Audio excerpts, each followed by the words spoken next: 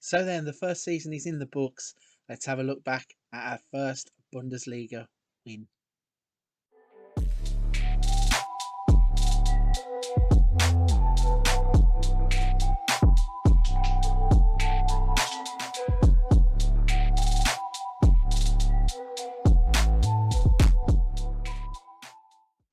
Hello everybody, welcome back to the channel. I am Frankly FM84 and this is Die Rotten Bullen, where we are currently out in Leipzig managing in Germany. So this is going to be the end of season review episode where we are going to look back at our historic first ever Bundesliga title win.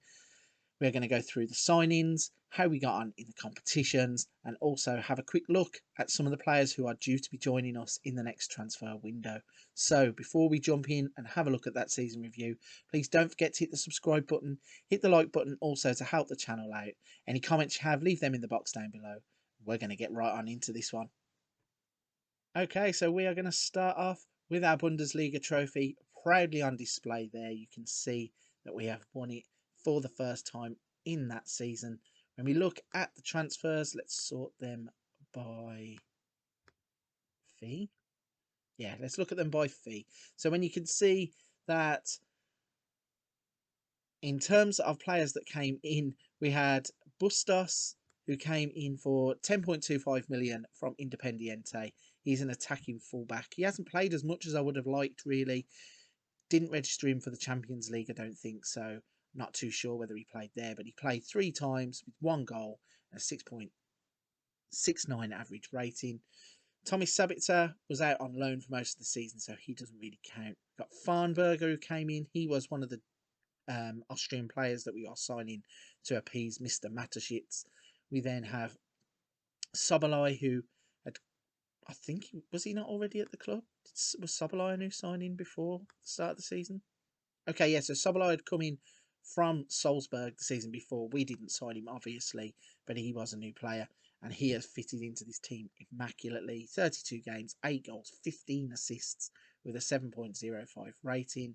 We have then got Weverton, who came in as a 21-year-old fullback, cost £245, taking advantage again of the affiliate club system by signing him from Bragantino.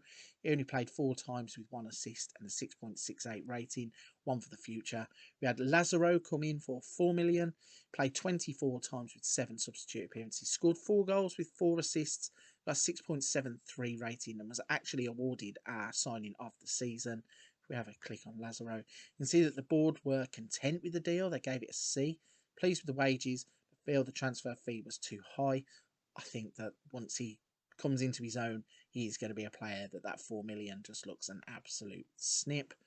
Then had a few other players that we didn't sign, but we bought in Armini. Board gave that one an F. They were extremely disappointed, both because of the wages and the transfer fee.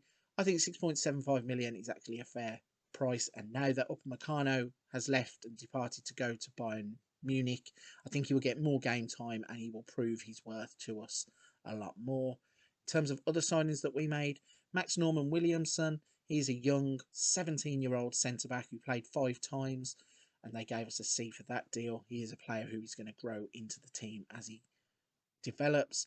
We also signed Philip Ronningen Jorgensen. We got a B plus for that. The board were pleased with both the fee and the wages, and he was sent out on loan. Where did he go? So he spent the season on loan at PSV Eindhoven, playing 9 times with 1 assist. So good development out in the Eredivisie, as well as playing in the Bundesliga, hopefully in the upcoming season. So that was the players that were in. We didn't really sell any players of note going out. I think Mukiele was the only one really. Went out for 29.5 million. That freed up some funds for us to bring in some new faces. When we move forwards into the season's results, you can see that the board wanted us to qualify for the Champions League. We ended up winning the league. We got an A plus for that. Sorloth was top goal scorer with 21 goals in the competition. We finished with a record of play 34, won 24, drawn 6, lost 4, with a goal difference of 41 and 78 points. When we look at the Champions League, The board wanted to reach the first knockout round as a minimum, and that's exactly what we did, going out to Juventus across those two legs 4-3 on aggregate. And in the DFB Pokal, they were upset because they wanted to reach the semi-finals. We actually got knocked out by Leverkusen in the third round, so not a happy board about the DFB Pokal. When it comes to moments to remember, we had an 8-0 win against Eintracht Salah, I think that is, in the DFB Pokal early on in the season. The match to remember was the 4-0 win against PSG, also early in the season, where Forsberg, Olmo, Orban all scored goals. And the goal of the season goes to Haidara, where the central midfielder showed his class by scoring a well-struck effort from 26 metres. That was scored against Hertha Berlin. When we look at the finances at the club, so our reputation hasn't really grown. We are still a 4-star continental rated team. We have no new sponsorship deals over the year. But in terms of annual revenue, our sponsorship is up 68.45 million in terms of that. Broadcast revenue is up to 500,000. Corporate and hospitality is 2.49 million. Competition prize money is 133 million. Match day commercial and retail is 1.87 million. Total merchandise sales was 4.17 million, with 417,000 being non-domestics, and we sold 33,785 shirts with Hechan, Olmo, Sabitzer, Forsberg, and I think that's Soloth. The other one, the font is way too big for this box. Don't know how to solve that, but there it is. And then the way we lined up is in, yeah, so that's roughly the formation we play, but the two wide players are further on up the pitch. So it's picked Galaxy, Angelino, Canate, Upamecano, Klosterman, Forsberg, Sobolai, Sabitzer, Olmo, Poulsen, and Soloth. And when we go to the awards, even though we won the Bundesliga, we didn't win the Manager of the Year, which is strange. But Fans Player of the Season, Alexander Soloth. Young Player of the Season was Dominic Szoboszlai.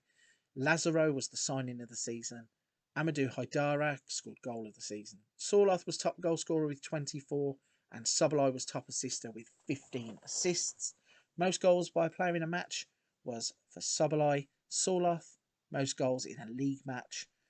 Most assists by a player in a season is now Szoboszlai with 15. Clean sheets is 17 for Galaxy. 5 Player of the Match awards for Soloth. We've got Ibrahima Konate, who is the naughty boy in the team with 11 yellow cards for worst discipline. Most league appearances by a player is 230 now for Yussuf Poulsen. That's quite an impressive amount of league appearances. Luca Netz became our youngest player despite being recalled from his loan. I think he's a player we're going to go back in and try and sign in the new season. And Lazaro became the club's youngest goal scorer at 18 years, 184 days. For history in the making, hard work and effort paid off on the pitch. Such a feat didn't go unrewarded at the end of season awards. You can see that we won the league by 7 points in the end from Bayer Leverkusen. We proudly display our Bundesliga title, and our ability to defy expectations pretty much from day one deserves so much credit.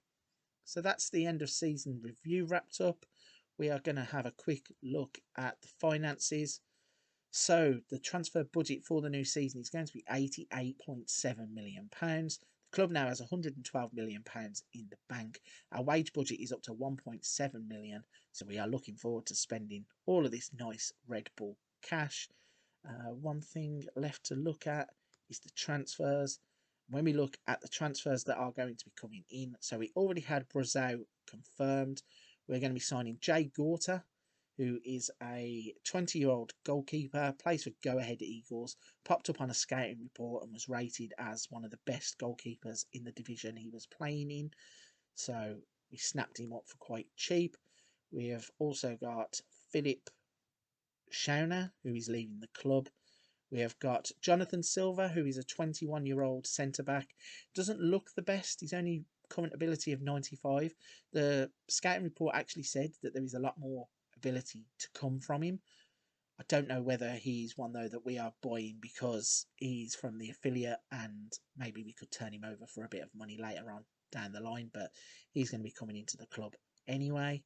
We have got Jose Marsa, who is a 19-year-old defender left and centre who's coming in from Barcelona on a free transfer.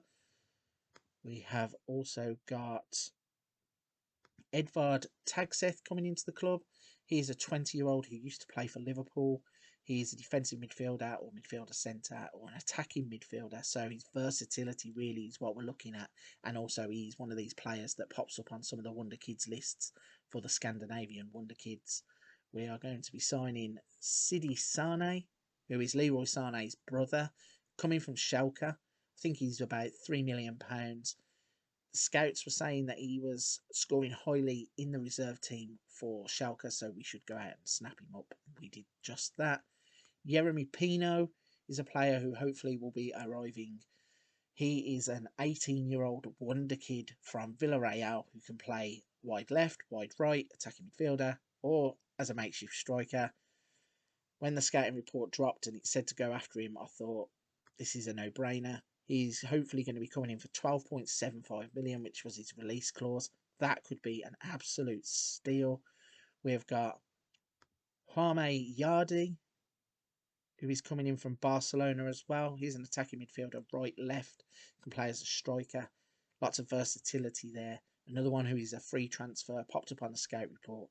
Thought, we may as well pick him up at that age, try and develop him past his 105 current ability that you can see there. Another one that we are looking to sign in the new window is Thales Magno. He's another one who is versatile across the front three, can play as a striker or a winger. He's quick, he's got good pace, and I think he's a player who's really going to slot into our team well. And another one who, at the price of 7.5 million with the potential to rise to 19.5 million, may actually become a bit of a snip. And the last one, we have done the dirty. I tried to stay away. I didn't want to buy this player because of the reputation of the player, but he stayed somehow at River Plate de Montevideo until the end of the season, and I thought, there's other clubs sniffing, I may as well just go and do it. We are going to sign Matías Araizo. Again, absolute steal, an 18-year-old centre forward. I don't really need to introduce him because he is just a beast of a player. So looking at the total potential transfer cost, we are looking to outlay 32.5 million of that 88 that we are being given. Fingers crossed, all these players will come in.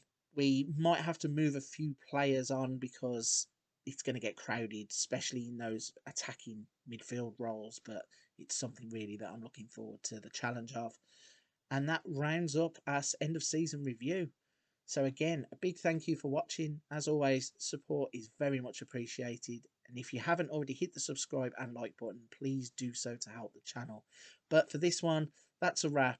And until the next one, a big thank you for watching.